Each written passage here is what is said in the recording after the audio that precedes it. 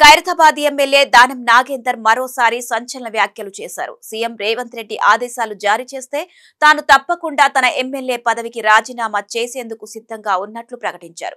ఈ సందర్భంగా ఆయన హైదరాబాద్ లోని హిమాయత్ నగర్, నారాయణగూడ ప్రాంతాల్లో పర్యటించారు. ఈ మేరకు 1,40,00,000తో చేపడుతున్న రోడ్డు పనులతో పాటు డ్రైనేజీ పనులకు ఎమ్మెల్యే శంకుస్థాపన చేశారు.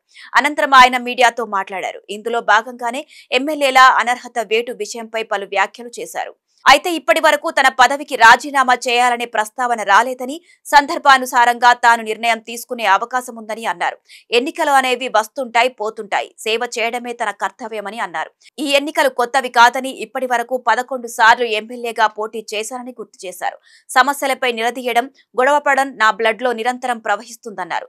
ప్రస్తుతం ఎమ్మెల్యేల అనర్హత వేటు అంశమనేది భారత ఉన్నత న్యాయస్థానం సుప్రీంకోర్టులో ఉన్నదన్నారు. ఈ కేసుపై విచారణ కొనసాగుతుందని తెలిపారు. ఇప్పటికే వాదనలు వినిపించామని చెప్పారు.